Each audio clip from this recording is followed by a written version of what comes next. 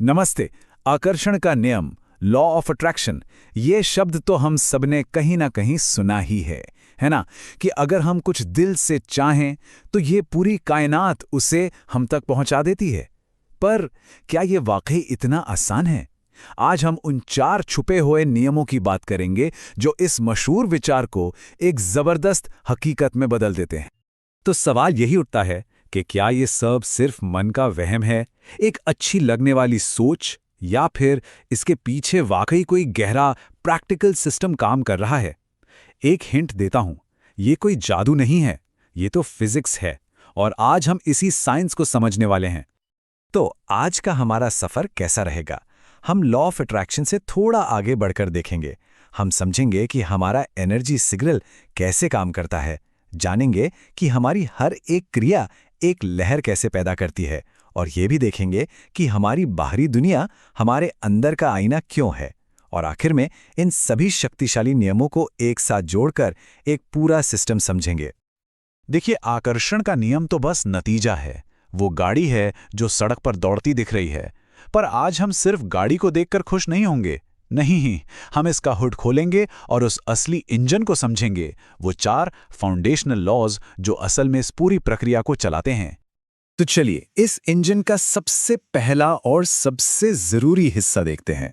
यह है the law of vibration, यानी कंपन का नियम। यहीं से हर चीज की शुरुआत होती है, शुद्ध कच्ची ऊर्जा और उसकी फ्रीक्वेंसी से। तो यह नियम कहता क्या है? बहुत ही सिंपल सी बात है। इस यूनिवर्स में सब कुछ, लिटरली सब कुछ, जो फोन हाथ में है उससे लेकर दूर आसमान के तारों तक, सब कुछ एनर्जी है। और ये एनर्जी कभी शांत नहीं बैठती। ये हमेशा एक खास फ्रीक्वेंसी पर वाइब्रेट करती रहती है, कांपती रहती है, एक बड़े से ऑर्केस्ट्रा की तरह, जहां हर चीज अपनी एक अलग धुन बजा रही है। और हां, इसमें हमारे विचार और हमारी भावनाएं भी शामिल हैं। और मजे की बात यह है, हमारा कंपन यानी हमारी एनर्जी की फ्रीक्वेंसी यूनिवर्स के लिए एक रेडियो सिग्नल की तरह काम करती है।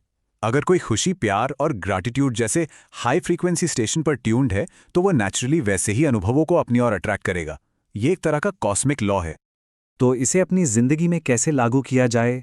रोजाना ध्यान, ग्रैटिट्यूड या अच्छा संगीत सुनकर अपनी एनर्जी को बढ़ाया जा सकता है। अपनी भावनाओं पर ध्यान देना जरूरी है, क्योंकि वो बताती हैं कि हम किस फ्रीक्वेंसी पर हैं। और सबसे जरूरी बात, सिर्फ अपनी मनचाही चीज की कल्पना नहीं, बल्कि उसे पा लेने पर कैसा महसूस होगा, उस एहसास की कल्पना करनी है। तो आज अपनी फ्रीक्वेंसी बढ़ाने के लिए कौन सा एक छोटा सा कदम उठाया जा सकता है? ठीक है, तो हमने अपनी एनर्जी को ट्यून करना सीख लिया, पर अब आगे क्या? अब हम चलते हैं दूसरे नियम पर। यह हमें दिखाता है कि कैसे हमारी वाइब्रेशन से पैदा हुई एनर्जी इस दुनिया में ठोस, असली नतीजे बनाना शुरू करती है।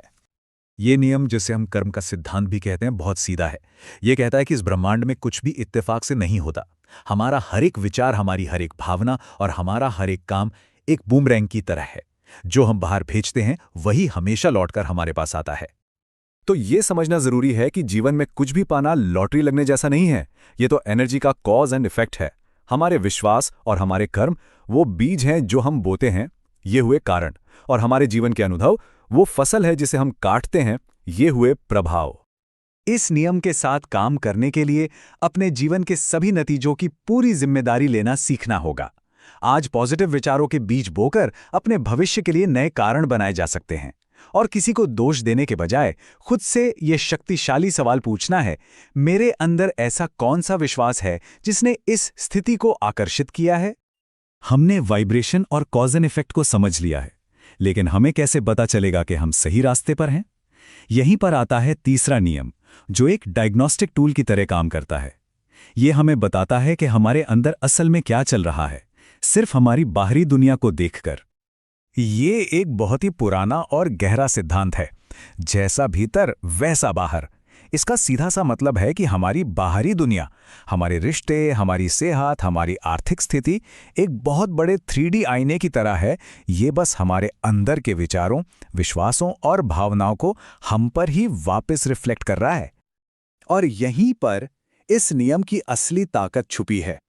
अगर आईने में अपनी परछाई को बदलना है, तो हम आईने पर नहीं चिल्लाते, हम खुद को बदलते हैं। जब हम अपने अंदर की दुनिया को ठीक करते हैं, तो बाहरी दुनिया को उसके हिसाब से बदलना ही पड़ता है। ये एक नियम है। यहाँ एक बहुत ही गहरा सवाल है जिस पर एक पल के लिए सोचने की जरूरत है। अपनी बाहरी दुनिया को देखिए, वो एक चीज क्या है जिसे कोई बदलना चाहेगा? अब पूछिए, ये मेरे किस अंदरूनी विश्वास का आईना है जिसे अब मैं बदलने के लिए तैयार हूं? तो अगली बार जीवन में कोई चुनौती बार बार आए तो उसे एक मिरर चेक की तरह इस्तेमाल करें और पूछें कि ये मेरे अंदर क्या दिखा रही है। अपने अंदर की कहानियों को बदलने के लिए पॉजिटिव अफर्मेशंस दोहराएं और कोई भी बड़ा कदम उठाने से पहले अंदर से खुद को संरेखित करें। ठीक है, तो हमने अपनी एनर्जी सेट कर ली, कॉज एंड इफेक्ट समझ लिया और अपने बाहरी आईने को पढ़ना भी सीख लिया। लेकिन एक आखिरी सबसे जरूरी टुकड़ा अभी बाकी है। अब हम उस नियम पर चलते हैं जो एनर्जी की संभावना को असलियत में बदलता है। ये वो जगह है जहां सारी थ्योरी असलियत में बदलती है। ये नियम कहता है कि सिर्फ सोचने से कुछ नहीं होता, एक्शन भी लेना पड़ता है। लेकिन यहां एक बहुत बड़ा फर्क है। ये जबरदस्ती की मेहनत नहीं है, जैसे एक नाव को नदी के बहाव के खिलाफ चलाना। ये प्रेरित कर्म है, यानी नदी के बहाव के साथ बहना। ये वो काम है जो अंदर से आता है, जो जोश और इंट्यूशन से भरा होता है।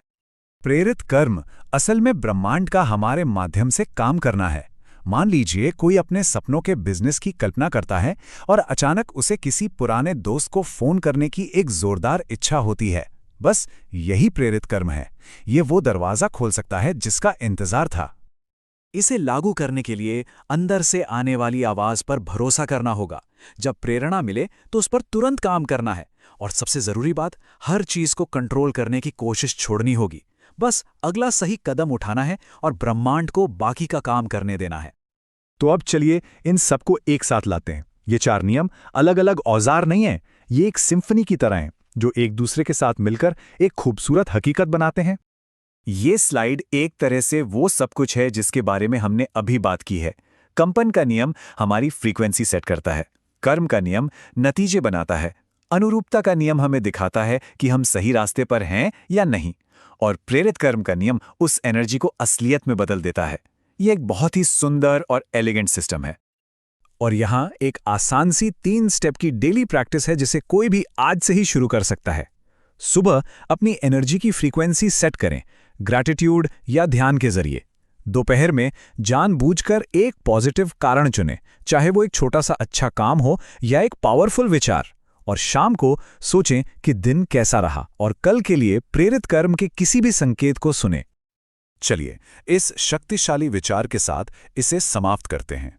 आकर्षण का नियम एक चुंबक की तरह है, लेकिन आज हमने जिन 4 नियमों के बारे में जाना, वे उस चुंबक को दिशा देने वाला कंपास हैं, उसे शक्ति देने वाला इंजन है और सपनों को हकीकत से जोड़ने वाला पुल हैं।